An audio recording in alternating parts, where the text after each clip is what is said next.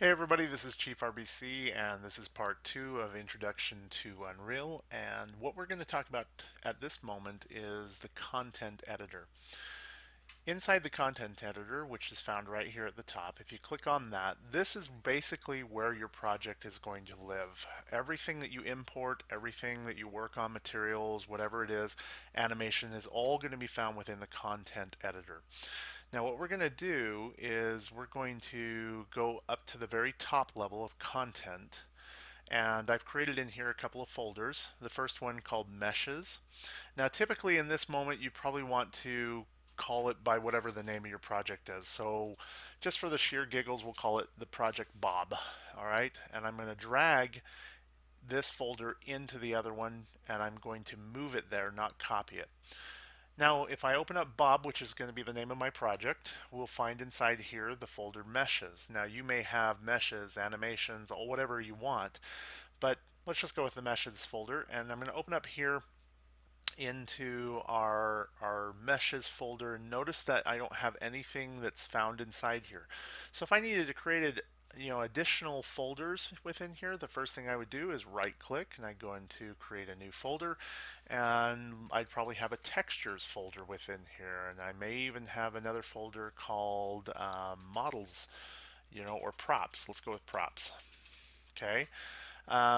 Also, I may have a materials folder that has all the materials set up in it that I want. By the way, if I go inside here and let's go ahead and create a material just for fun, I'm going to right click on this and go down to material, and I'm going to create that material in here, and we're going to call this one master underscore we'll just say plastic for fun.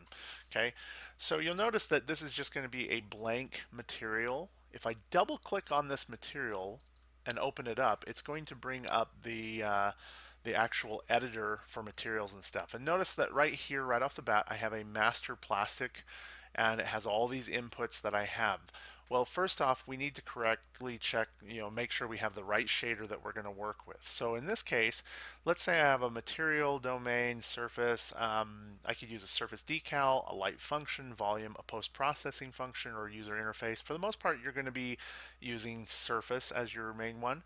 Opaque, if you want to add translucency, you want to do mask, additive, modulate. Down the road, we're going to do a glass shader and stuff. Not right now, but for the moment, we're going to use opaque. And as our shading model, we're going to keep it at default lit. Okay, so basically sticking with the major inputs. Now, right off the bat, I have no textures built for whatever object I'm trying to build, but we're going to create one nonetheless without doing that. And this is where the power of Unreal's shader stuff comes in, is you can create really complex looking shaders. For right now, we're just going to start with a very simple one. If you go up and you can type inside here, you know, um, you have constants. If you look right here, you see constant, constant, 1, 2, 3, and stuff. You can right click and open up and type in and it will give you a constant.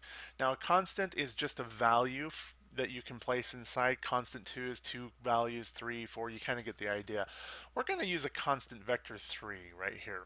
And what that's going to do is it's going to give us a black shader because we have placed no values on it. If I come down here, I can change the color of this. I can literally put in the HSV colors or the RGB colors however I want to, or I can just drag a color to where I feel it's best. All right, so I'm gonna go with a light blue here, and we're gonna hit OK. Notice that it updates there. And the way that you connect these is just clicking right there on that, and it says place new node. We're gonna go right into the color node. And over here on the side, you'll see that it kind of shows up right there. Now, at this moment, it's got default values. Its roughness and specular aren't really working. You can, by the way, if you want to see things, just kind of change through and see what a different, shader would look like on a different surface if you want to. Got to give it a moment to kind of update, because every time you change these, basically it has to apply the shader and update the shader at the same time.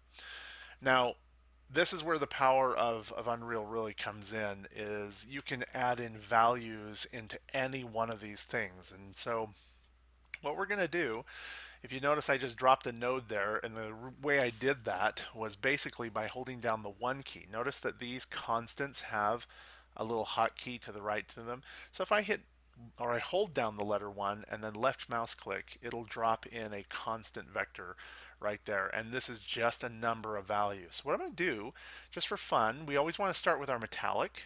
Okay, metallic always being the basis of everything that we're creating. And if I start right there, I'm going to come in and I'm going to do, all right, let's go a value of 20. Okay, well, that's like really high.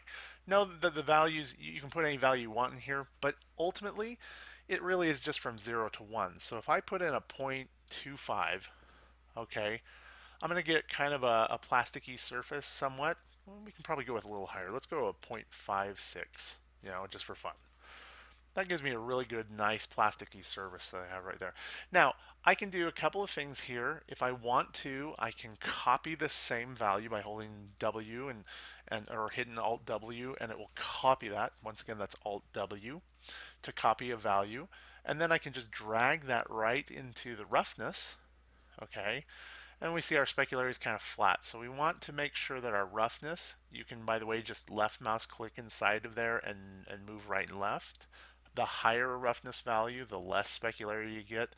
The lower the roughness value, the more shinier it becomes. Now we start getting into kind of a glassy phase. So you can play with this and see what's happening right in front of you. Okay. Once you're done with that, you just have to go ahead and hit apply right up here, and that will apply it to the shader. You can save it if you want to right there. And what it's going to do is it's going to update. Go ahead and close this window, and notice now we have our shader, which can now be applied to a surface. So what we're going to do is select that surface. Now you can middle mouse drag it onto the surface right here.